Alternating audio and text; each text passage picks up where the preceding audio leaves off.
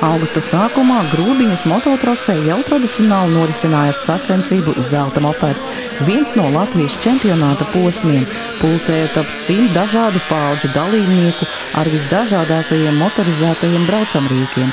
Lai arī laika gaitā piedzīvots nemazums pārmaiņu, taču patiesās vērtības nekur nav zudušas, un viena no tām arī zelta mopēda kustība, kas aizsākusies vairāk nekā pirms pusgadsimta.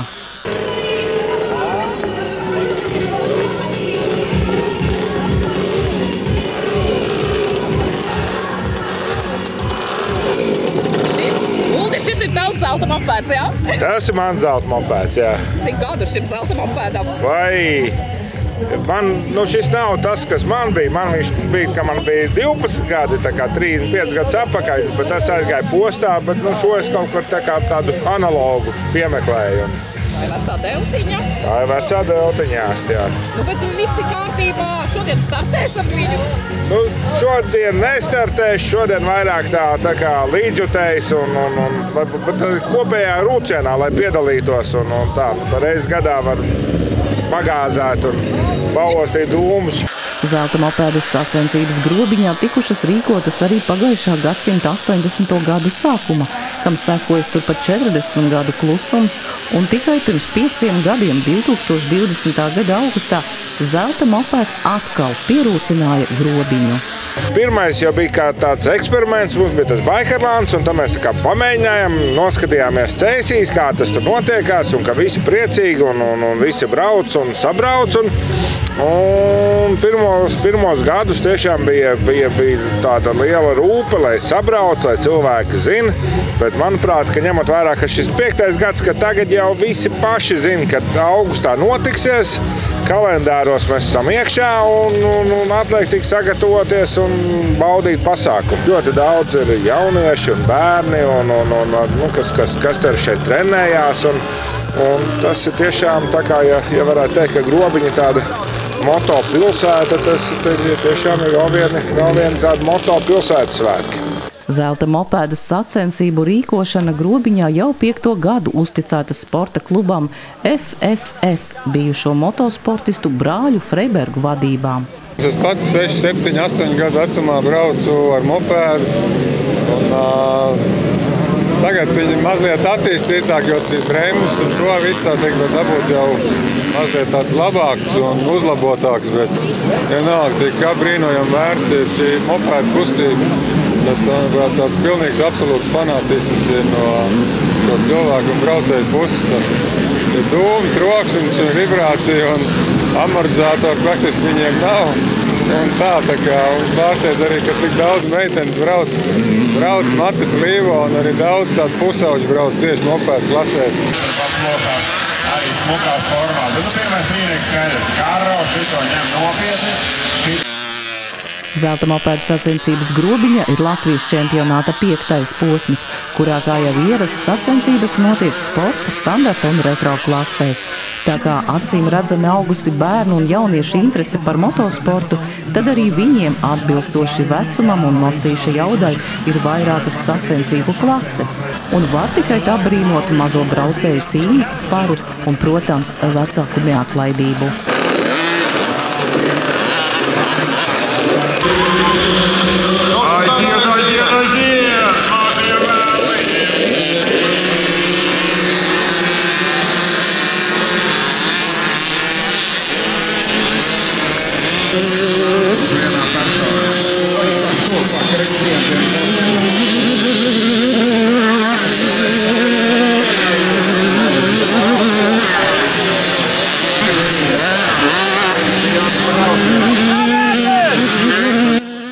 Ja līdz šim bija pieņemts, ka motosports vairāk piedien puišiem, tad šobrīd šim sporta veidam pievērsušās arī meitenes. Cik tu sen jau brauc ar valci? Šis ir 1. gads. Patīk? Bailes nav? Nemaz. Dažreiz ir. Jā, tev šodien beidzās? Labi, tikai tagad es nogāzos un man uzbrauc uz rokas virsū. Bet roka necieta. Nē, tikai bišķi nobrāst. Mazai māsai, redz, Odrijai vispār iet brīnišķīgi. Viņa savā rūķu klasē brauc jau pa pirmo trīnieku, bet Stefānijai ir lielāka konkurence, jo viņa tomēr ir sākusi tikai pirms gada, un viņai ir jācīnās ar džekiem, kuriem jau ir 4 gadu pieredze, un no agrām dienām jau ir ļoti daudz visādi transporta līdzekļi. Viņām ļoti patīk braukt mašīnas un bagi, un tad mēs izdomājam, ka jāpamēģina ar mocīti. Viņām arī tā paša sanāca. Nu, tā tieši pirms gada šeit grobiņas sacensībās mēs sākām un pa gadu esam ļoti auguši. Mums ir 3 meitas un visticamāk 3 arī brauks ar mocīti, jo viņi tik līdz kāds mocītis stāv bez pieskatīšanas, viņi uzreiz ir virsū un arī grib izgāzt. Tā kā nav šaubu, ka viņas visas 3 būs mocīšu. Kā tu redz, te ir arī logo, kurā var redzēt viņas visas 3, lai gan mazā māsa vēl nebrauc, bet kepiņos viņam ir iekšā. Tas ir ļoti skaists sporta veids. Brīnišķīgs. Nu, viņam labi sanāk, viņš ir radīts tam. Braukt motosportā.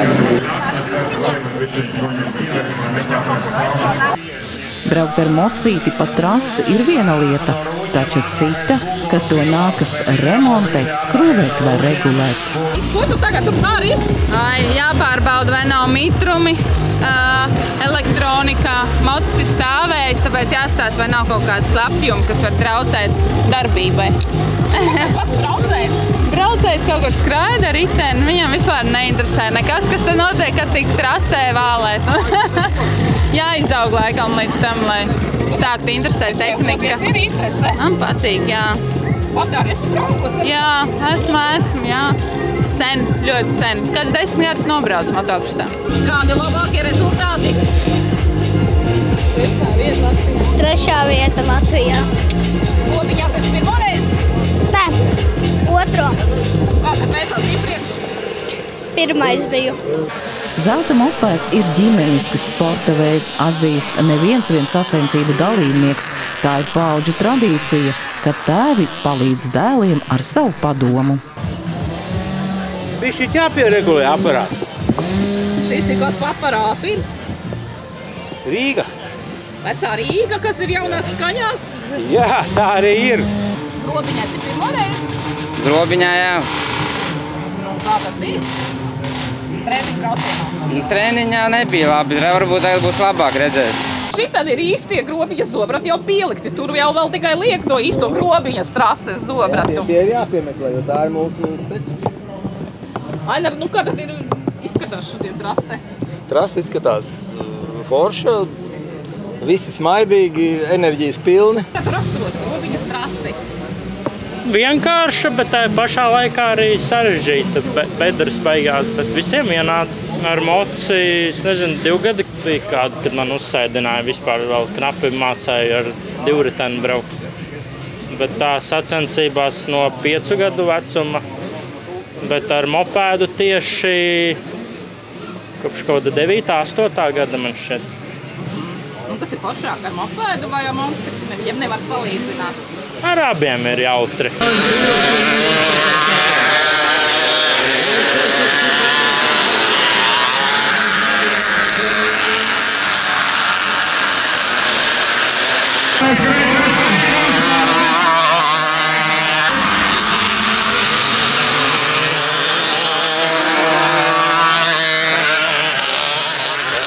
Pamatīgi apmeklēts pasākums, un mēs sekojam līderiem, 100. numuram.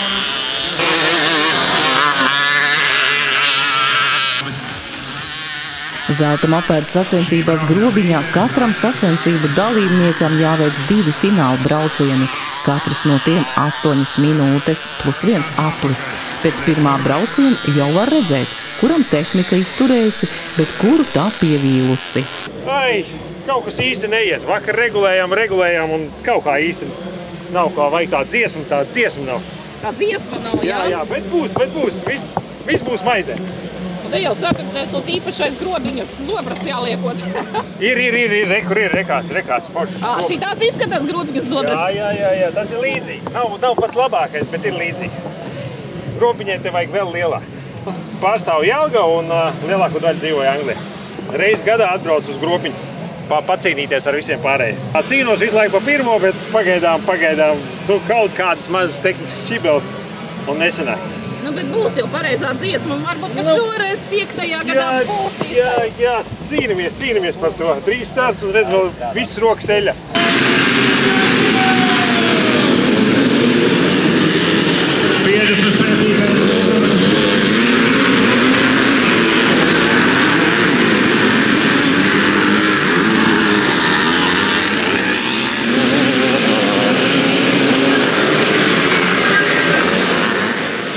Sacensībās retro klase parasti valda īstas skaistlības, jo tajās spēkojas vīri ar nopietniem braucamajiem.